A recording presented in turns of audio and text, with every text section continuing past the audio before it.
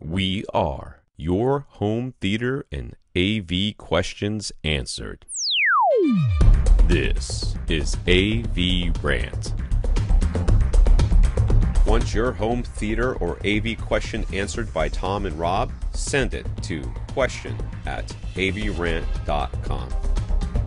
Welcome to AVRant. I'm Tom Andry, and I'm here with Rob H. Michael. Michael was testing out 4K HDR Netflix content on his new 60-inch 2016 model Vizio M Series TV. Somebody got excited about HDR, and now he's got the new toy, he wants to play with it. Here it comes. He used the built-in app, and the display confirmed it was playing a Dolby Vision signal. Nice. Compared to the regular 1080p SDR versions of the same content played from his Roku, the Dolby Vision picture looks much darker. Much darker. It's HDR. High dynamic range. It's supposed to be bright. The million nits. It's like the surface of the sun.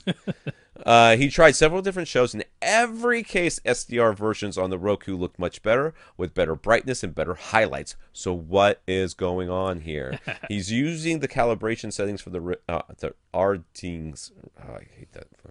He predicted you would.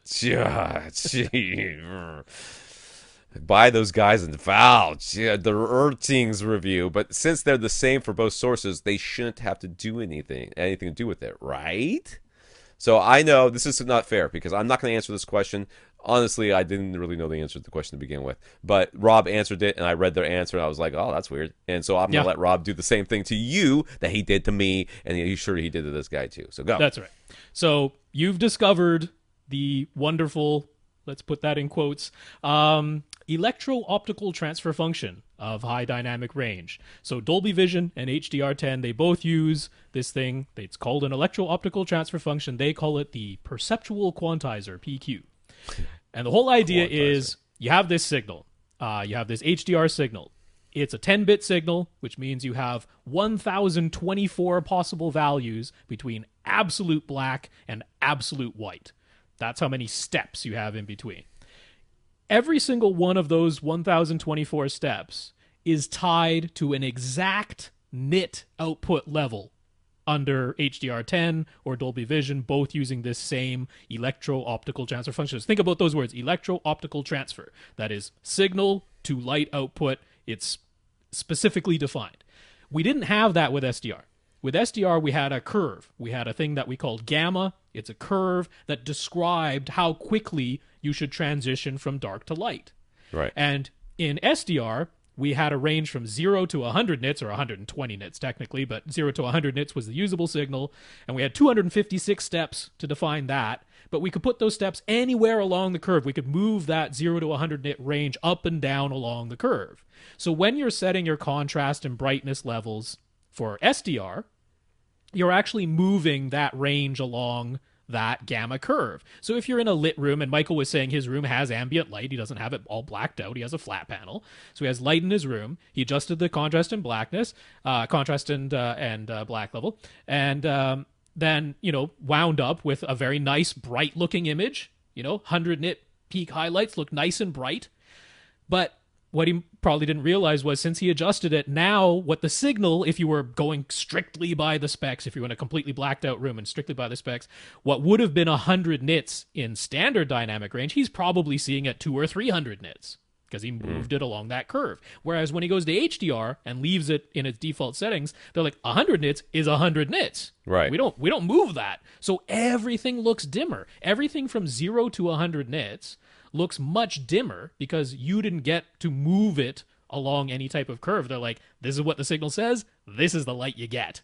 And most of the image that you're watching is between 0 and 100 nits. It's only small little highlights that go above 100 nits. So everything looks darker. And that is a common complaint that people are finding. Like, I went to HDR, everything looks dimmer. What the heck's going on? If you were in a completely blacked out room and you had set SDR, and you had wound up setting it so that 0 to 100 is actually 0 to 100, that would have looked the same as HDR, because HDR is exactly the nit levels.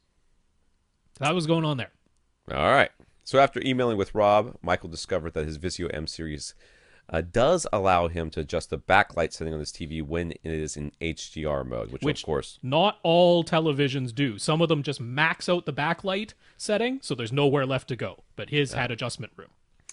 so he adjusted the setting. So this is basically he's moved up the gamma he was talking about before. Now he's kind of moving this up as well. And he says that the Dolby Vision programs from Netflix look stunning.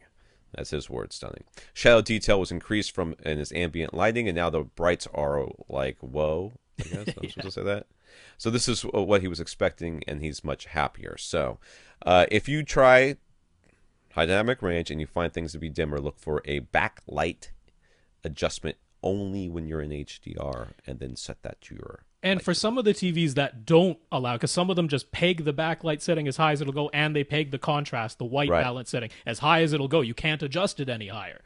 If that's the case, a lot of them offer multiple HDR picture modes, and they'll be named like HDR Standard, HDR Bright, HDR Vivid, right? The HDR Vivid mode is almost always bad because that usually screws up the colors. And you don't want to do that. Right. But the HDR Bright mode very often is exactly what you're looking for. Now, strictly speaking, you have moved it away from that very strict electro-optical transfer function. Now, 100 nits in the signal is no longer 100 nits. It's something brighter. 50 nits is no longer 50 nits. It's something brighter. But, of course, we care more about the end result. We still want to see shadow detail. Just because I have some ambient light in my room doesn't mean I shouldn't be able to watch HDR. That doesn't make any sense.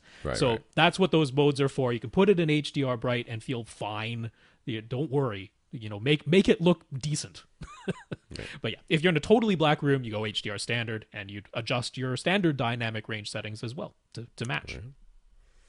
And 6 months from now, somebody's going to say, no, that's not the way it is. That does that automatically now. You don't even offer that anymore. Yeah. What are you talking about? Rob, you're stupid. You're stupid. This is the dumbest podcast. You guys are lame. Unsubscribe. All right. Only on YouTube, man. I wish I could press on when I press unsubscribe, which I don't think I've ever unsubscribed. It would go unsubscribe.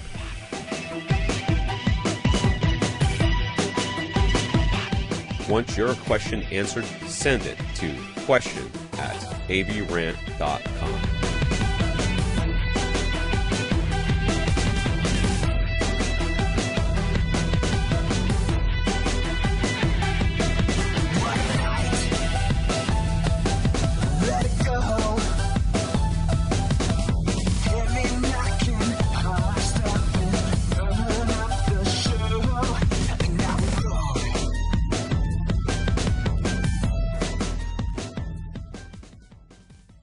This is AVRant.